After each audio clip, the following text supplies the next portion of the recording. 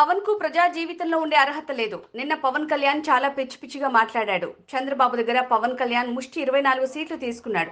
పవన్ కళ్యాణ్ ఒక కామెడిటీ యాక్టర్ అని వెల్లంపల్లి అన్నారు. అంటే పవన్ కళ్యాణ్ గారికి మెమరీ పవర్ తక్కువ తెలియదు, లేకపోతే అలా నటిస్తాడో తెలియదు. నాకు గతంలో ఏం చెప్పాడండి, జగన్మోహన్ రెడ్డి గారిని నేను ముఖ్యమంత్రి స్థానంలో నేను కూర్చోబెట్టను, ఇది నా శాసనం అన్నాడు. ఆ శాసనం అన్న వ్యక్తిని శాసనసభ గేటు తాకుండా చేశాడు జగన్మోహన్ రెడ్డి గారు. మళ్ళీ ఈరోజు పిచ్చికోతులు ఇందాక చెప్పారు మన నాని గారు, ఏదో సినిమాలో డైలాగులు రాసుకొచ్చేసి స్క్రిప్టులు రాసుకుని మాట్లాడినంత మాత్రాన ప్రజలు నమ్మరు. చిత్తశుద్ధి ఉండాలి. ఇప్పుడు నువ్వు జగన్మోహన్ రెడ్డి గారిని ఎదిరించేవాడైతే 24 సీట్లతో ఏమేమి ఎదిరిస్తావు చెప్పు. 170 సీట్లు తీసుకో, జగన్మోహన్ రెడ్డి గారి మీద అన్నిటి మీద పోటీ చేయి, నీ సత్తా ఏంటి చూపెట్టు. నువ్వు నిజంగా చెప్తా, ఎన్నికల తర్వాత పవన్ కళ్యాణ్ పేరు మార్చుకుంటాడు. రేపు 2024 వెళ్ళిన తర్వాత మాట మీద నిలబడ్డాడైతే మాత్రం, అతను మాట ఇచ్చిన మాట నిలబడితే మాత్రం పేరు మార్చుకోవాల్సి వస్తుంది. ఎందుకంటే జగన్మోహన్ రెడ్డి గారి పరిపాలన ముందు ఇతని డ్యాన్సులు, ఇతని సినిమా స్క్రిప్టులు, డైలాగులు ఎవరు నమ్మే పరిస్థితి లేదు. మరి ఇంకో కొత్త జోషం చెప్పాడు, 24 ఏమో ఎమ్మెల్యే టికెట్లంట, 3 ఎంపీ టికెట్లు కదా, 21 కలిపి 40 సీట్లో పోటీ చేస్తున్నాడు. ఇంతవరకు ప్రపంచంలో ఎవరు చూడలేదు ఈ విధంగా చెప్పడం. అటువంటి కామెడీగా చెప్తున్నాడు. ఇతను రాజకీయాల్లో ఒక కామెడీ లాగా తయారైపోయాడు. అతని గురించి మాట్లాడితే మన టైం వేస్ట్ అని నా భావన. కరెక్టే, గాయత్రి మంత్రం పవర్ఫుల్లే, కానీ గాయత్రి మంత్రం పఠించడం వచ్చు అతనికి. సో శ్లోకం చెప్పండి, గాయత్రి మంత్రం శ్లోకం చెప్పండి. గాయత్రి మంత్రం అది పవిత్రం అని తెలుసు, అది పఠించే వ్యక్తులు మేము. ఆయన పఠిస్తాడో రాదో తెలియదు, ఆయన చెప్పాలని చెప్పి నేను కోరుకుంటున్నాను.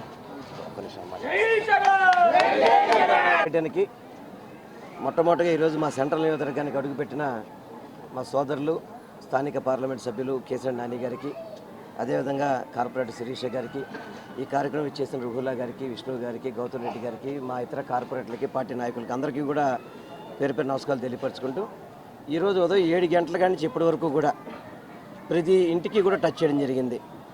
ప్రతి ఇంట్లో కూడా హారతలు ఇస్తూ, ప్రతి ఒక్కరికి తిలకాలు దిత్తూ, తప్పకుండా ఈసారి మళ్ళీ జగన్మోహన్ రెడ్డి గారు రావాలి, ఆయన వస్తేనే సంక్షేమ పథకాలు అమలు జరుగుతాయి, ఆయన వస్తేనే అభివృద్ధి జరుగుద్దని చెప్పి ప్రతి ఒక్కరు కూడా మమ్మల్ని దీవిస్తున్నారు. ఎందుకంటే ఈరోజు ప్రతి ఇంట్లో కూడా పథకం ఉంది. అమ్మ ఒడి నుంచి పెన్షన్ వరకు కూడా ప్రతి మహిళలకు కూడా 45 ఏళ్ళు దాటితే చేయూత ఇస్తున్నారు. ప్రతి పిల్లలకి కూడా భోజనం చేయడానికి జగనన్న గోరుముద్ద పెడుతున్నారు. ఇవన్నీ కూడా, ఈ పథకాలన్నీ కూడా జగన్మోహన్ రెడ్డి గారు చిత్తశుద్ధితో, ఇదివరకు పెన్షన్కి వెళ్తే 2 రోజులు 3 రోజులు లైన్లో ఉంచవలసిన పరిస్థితి, ఈరోజు ఉదయం 5 గంటలకే ఇంటికి తీసుకొచ్చి పెన్షన్ 1వ తారీఖు ఇచ్చేస్తున్నారు. అటువంటి పరిపాలన చేస్తున్న జగన్మోహన్ రెడ్డి గారికి ఓటేస్తామని చెప్పి ఎంతమంది దీవించారంటే ఈరోజు అంతమంది. అందుకనే మేము మా ముఖ్యమంత్రి గారు కానీ మా లక్ష్యం ఏంటంటే 175కి 175 గెలిచి తీరుతామనేది. దాంట్లో మా సెంట్రల్ నియోజకవర్గం అత్యధిక మెజార్టీతో గెలవబోతుంది.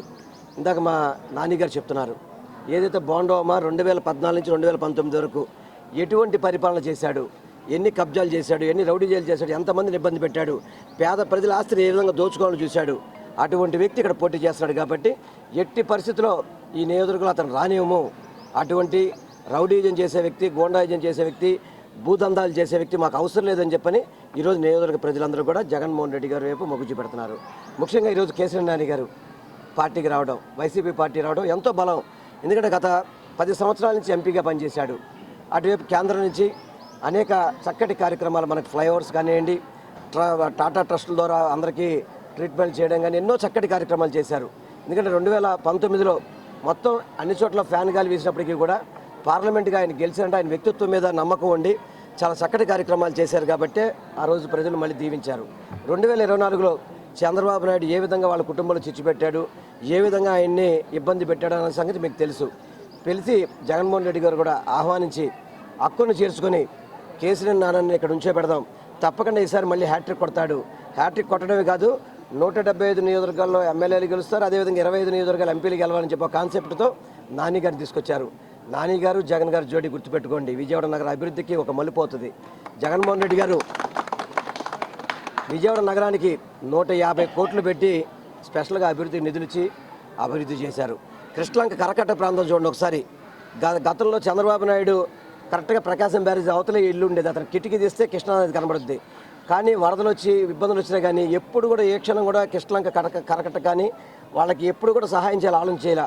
సుమారు 400 కోట్లు పెట్టి జగన్మోహన్ రెడ్డి గారు ప్రభుత్వాలతో రిటర్నింగ్ వాళ్ళు కట్టి 25,000 కుటుంబాలకి న్యాయం చేసిన జగన్మోహన్ రెడ్డి గారు.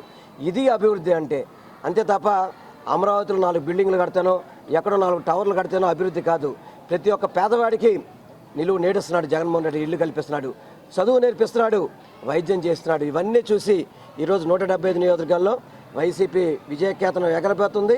విజయవాడ సెంట్రల్ నియోజకవర్గంలో అత్యధిక మెజార్టీతో గెలుస్తామని చెప్పని మీ ద్వారా నేను తెలియపరచుకుంటాను.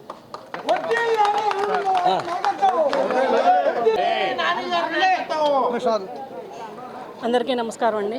ఈరోజు సెంట్రల్ నియోజకవర్గంలో 31వ డివిజన్లో మన ఎంపీ గారైనటువంటి కేశినేని నాని గారు, అలాగే సెంట్రల్ నియోజకవర్గం అభ్యర్థి అయినటువంటి శ్రీనివాసరావు గారు, అలాగే మన వైఎస్ఆర్సీపీ కుటుంబ సభ్యులు అందరం కూడా గడప గడప ప్రోగ్రాం చేయడం జరిగింది.